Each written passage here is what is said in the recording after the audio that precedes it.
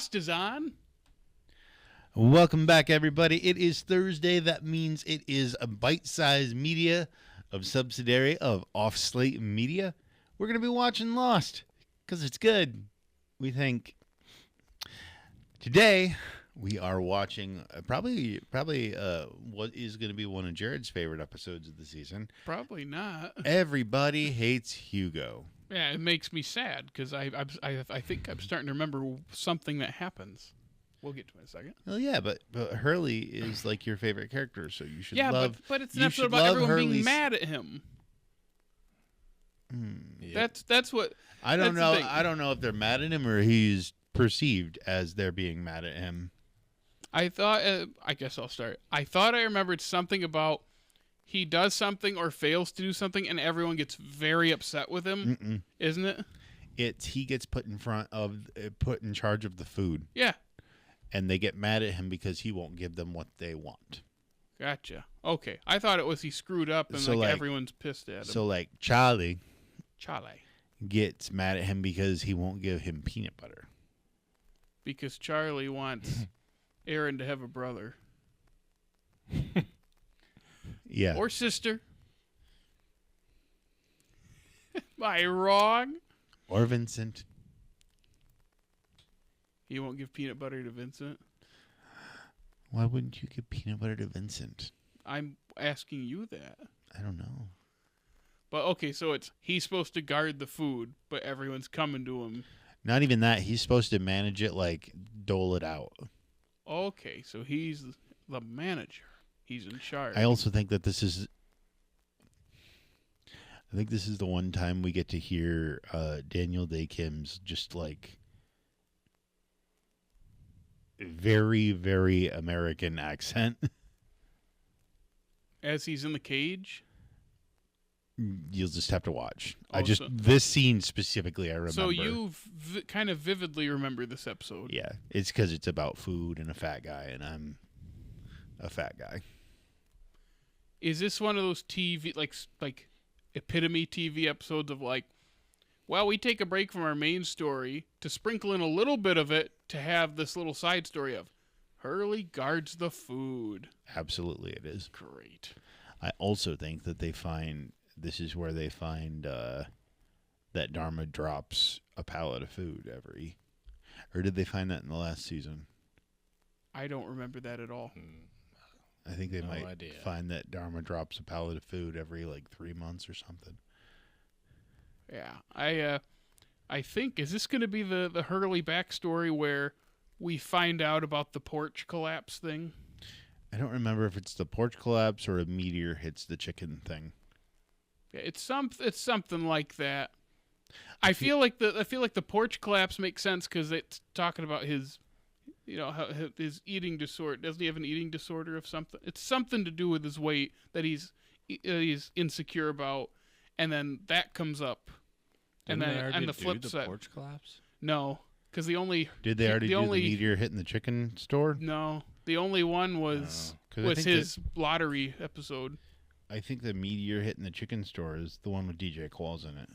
Yeah, which we brought up last time. Like, oh, is this the DJ Qualls episode for him? And it wasn't. So this could be it or could not be. I love DJ Qualls. The next Hurley backstory episode is Dave. Episode 18 of season 2. Dave. Well, that's not going to have DJ Qualls in it. Why? Because Dave is... I won't say. Gotcha. Because I don't remember. But yeah, I remember this show so much more vividly than you. Have a better memory than me. Because I watched it when I was 16. I'm 30. I watched it when I was 21. Which is a more developed brain. Don't rely on that. I mean, it is. I mean, do you remember stuff you watched when you were 16 in vivid detail that isn't like your favorites? Or stuff you hate? Mm-hmm. A lot of it. Anchorman. Bruce Almighty. Which is not hard stuff to remember. It's fair. I guess that's the way the cookie crumbles. So. Watching Rugrats when my mom went out at night because she couldn't stand the voices. That's fun. I think remembering a highly detailed show, though, because you did name movies. It's fair. Mostly. Because it's like, yeah, I remember the basics. This is any show you watch that isn't like your favorite. Like, you drop a lot of details. I remember my parents getting me an acoustic guitar for my birthday. I can remember that vividly. What does that have to do with this? I don't know. We're talking about you not being able to remember stuff. I have to talk about how the details of a show kind of you lose them as time goes on. Oh, I could tell you all the details of Smallville, which because you love it. Yeah, it's like one of your favorite shows, isn't it? I don't know about that, but yeah, probably. For how much? I mean, you were working through what's the podcast? Talkville. Talkville. No. Yeah, no, it's Talkville. Yeah, so there you go. Is it time for Aaron Cam before we watch the episode? Let's have some Aaron Cam. Aaron, what do you have to say? Oh no, hold on. There we go. Yeah, I don't know. I don't remember 16. I don't know about you, but I think Aaron's feeling 22. I do remember that song. When You're 22 by the Flaming Lips? Wait. Hold on. How old are you now? 33. Yeah, 33. Okay. I was thinking you were married when you were 22, and I was like, no, that doesn't make sense. No, he got married when you were... He got married when I was 29. 24. Turning 25 like a month or two after. Yep, that sounds right. 2016. Yeah. I know. I got it. Good job. All right. Good job. I was probably watching SpongeBob at 16. Oh, man. Yeah. The Detroit Tigers. SpongeBob would give my mom an aneurysm. Let's watch Everyone Hate Hugo. Like everybody hates Chris? Actually, I just realized that might be a reference to that show. Probably. All right. Everybody, let's get lost.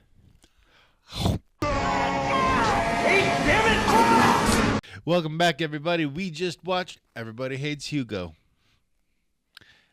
You know, this is the episode with DJ Qualls. Yep, he's there. So, we finally found him. Good old Johnny. We did find Johnny. That is his name, isn't it?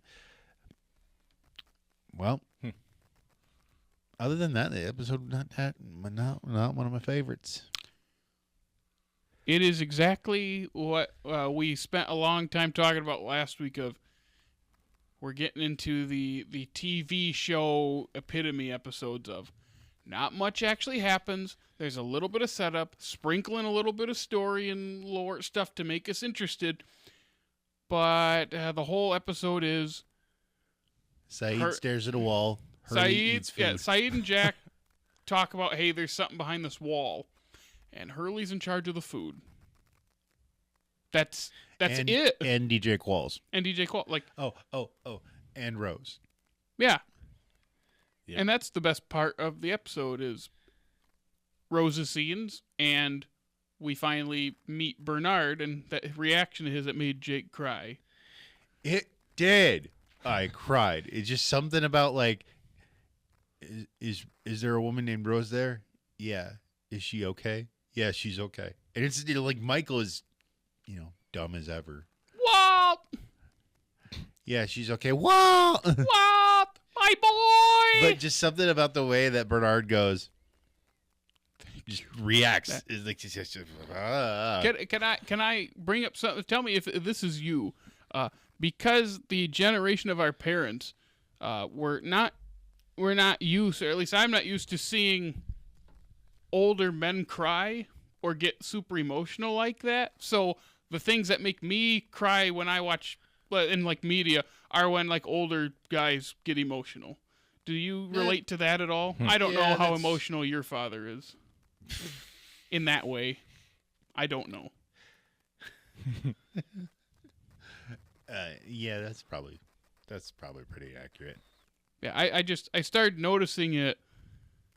I don't know, 10 years ago. I was like, most of these times I cry, it's usually like the reaction of like an older guy in the movie crying or getting emotional.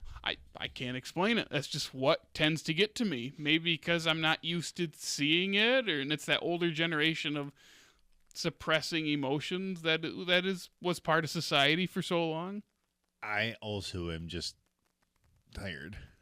You are tired. You're also married. Yeah. So I know that part connects to you and doesn't to me. But you know what I'm saying? Like, I was wondering if that factored in at all, too, because we've seen other people in the show get emotional over similar things. But that one specific one... Yeah, but, like, that's also a payoff that's been... That is true. Building for...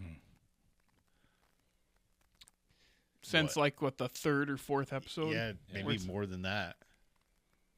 It's a good scene. Other than that, the episode's kind of... This episode has the most effective use of flashbacks that the show has used, and I cannot believe that they didn't do it more than this. And it's funny how the best use of it thus far is also it doesn't quite work. The story doesn't quite work into what they're tying into, because you talk about the turn of Johnny being so upset with him, and because we don't have time to develop it, because we have 3 different things we're doing every episode. We have the 2 DJ stories. Qualls is expensive. I don't know about that. But what are you basing that off of, new guy? That was years before this episode. I know, it's a great movie. What I'm getting at is how it's like, wow, this is really effective how we're going in and out, and he's been in this position before. I don't know if it lines up the best, but I get what they're doing, and I like how, and we've talked about it before, the flashback actually feeding into what's happening on the island is when it's most effective. Because other times, it has nothing to do with the island, it's just more backstory. And that's fine, but the best ones are when it's directly tied. But you're saying that this one is still apples and oranges? No, the flashback is effective. The story of it is what hurts it, because that turn, he's so upset at him without saying anything, but they kind of just... The 2 stories are apples and oranges because the 2 situations are not the same. Hugo is assuming something's going to happen because Qualls got so mad at him the first time, and for me, I don't understand why. Yeah. That's what I'm trying to say. There are some writing decisions in this where it's like, I'm sure you could argue he felt betrayed. He hid it from him. They don't hide anything from each other. That's pretty weak, given that Hugo only had the ticket a day at that point, I think. Yeah. That was that day that he... Yeah. Or it was the or next the day. next day or something. Yeah, he that. found out the night before. Yeah. And how many of us, our friend wins the lottery, are we mad at them for not telling us right away? No. Aaron, if you win the lottery, I'm going to be mad at you if you don't tell me. I won't tell you.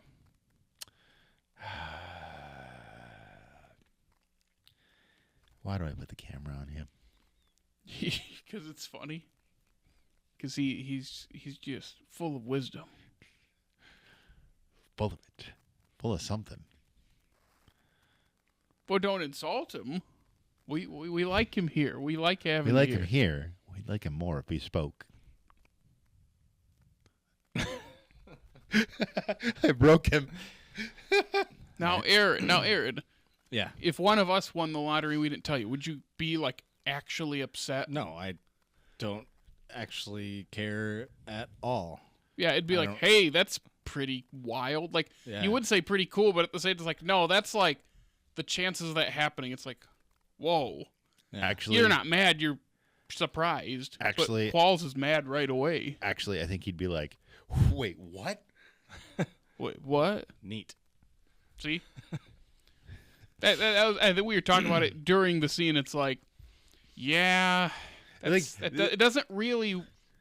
I know what they're trying to do. It doesn't really work. It would be different if we knew. It would be different if there was something at stake. If DJ Qualls' mom died because they didn't have money for the surgery, and Hugo knew that he had money, or something like that. Yeah, Yeah, I was thinking that too. It's got to be something financial because even I said, I wonder if the show set it up as, oh, well, he lost his job. They both don't have jobs, but Hugo's the one with the winning lottery ticket. But at the same time, he did not make Johnny quit. Or what if he accidentally got him fired? Yeah. And then even then, it's like, because it's him being reckless because he has money, whereas Johnny does not. It's not a perfect fit, but even that has more at stake than what we got. Mm-hmm. Johnny quit on his own volition. Yep. Yeah. Yeah. But yeah, that's the backstory, and we do get that his mother's a great character still. Mm-hmm. And we see that he was kind of in a rut before winning that lottery, so it went from being in a rut to having the best worst luck. Like everything good happens to him eventually, but bad stuff happens to others around him. Yeah. But I always like seeing his backstory. We still haven't hit the porch one. That's probably later in the season. We'll say that every time it doesn't happen, but it's happening soon where that will come up because that is a big piece of his backstory. And then, of course, we got Jack walking in on Kate after a shower and just standing there and smiling and talking to her. I'm like, if I open that and there's someone there, I'd like turn around and be like, I'm so sorry. Like, I'd be freaking out. I'd be so embarrassed. But nope, Jack's just standing there like, oh, you showered. How was it? It smelled like sulfur. Ooh, I love sulfur. Yeah, so him and Saeed, it's like, yeah, so what do? They try to get through a wall, so they climb underneath, which will set up important things later. That's all they do this episode. Yeah. And then the other story is actually more interesting. Yeah, I really sort of think that they put that key scene in there just to remind us that that's a magnet. Yep. Oh, and then the line that Saeed says about titanium was really funny because it's like, yep, you gotta have the everymen like us, the every people, be like, well, why is he using that piece of metal and it's not attractive? And he's like, good thing this is titanium. It has no magnetic. How would he even know? Because it's Saeed. He's the smartest person on that island. He is. No. Vincent is. Yes, I know. Michael is. He's in construction. Yeah. How's the raft doing, by the way? I know that those vines are too tight and they're going to unravel. Yeah, oh, Michael. But we get introduced to, we get Libby's name. That's the only line she's had, I think, so far. She said her name. Did they say her name? She said her name. Oh, I missed that. Yeah, it's when they were walking to their hatch or whatever, which I forgot. Wait. Hold on. I have something to say about their hatch. Yeah.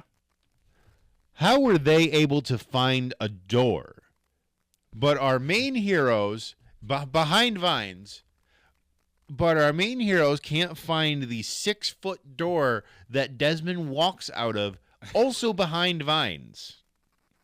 For how much walking they did in season 1, too. For how much island they make it seem like they've explored.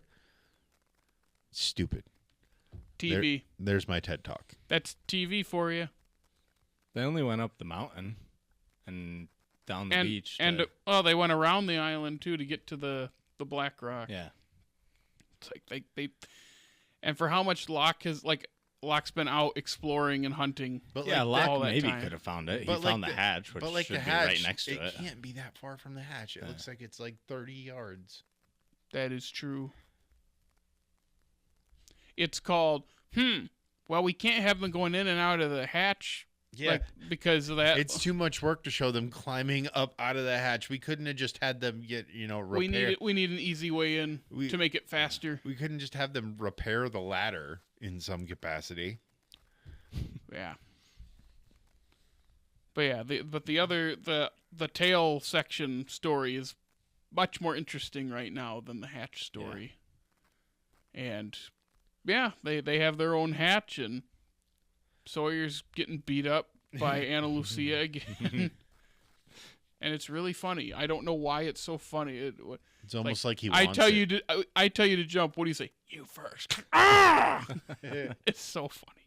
And how is his arm still not somewhat infected? I know it's not looking good. I think it is. It is?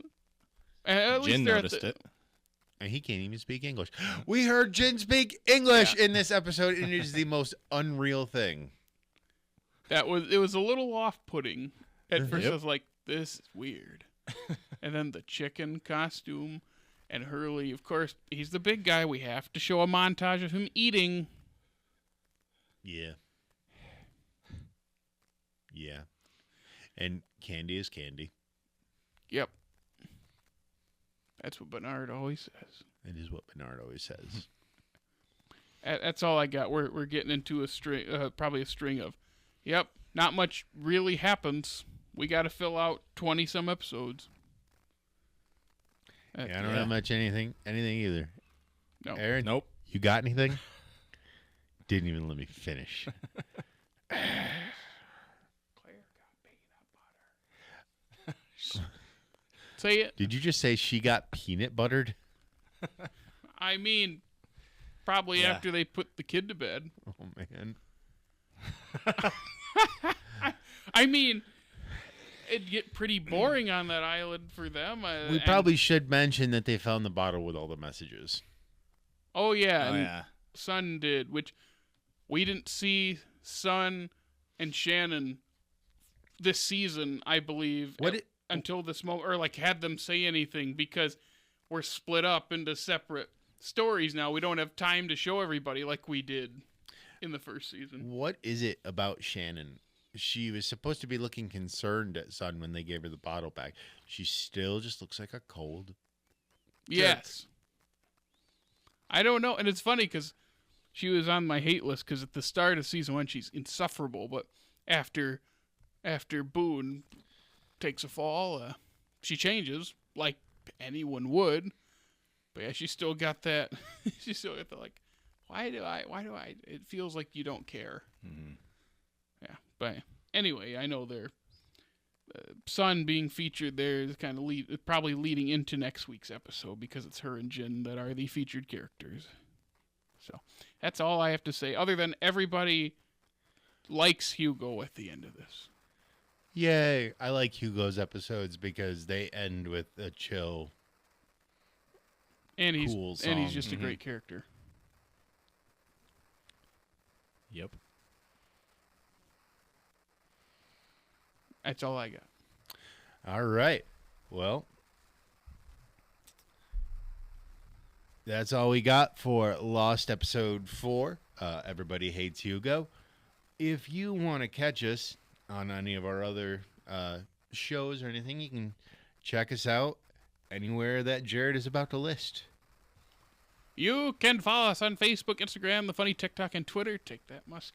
And you can listen to us on Apple Podcasts, Spotify, iHeartRadio, and hey, if it's YouTube, like, subscribe, comment, ring our notification bell. Make sure you check us out and rate us on all those apps. Oh, and swing by our groovy website. And with that, you can come back on next week and join us as we watch what I don't know what the episode is this time.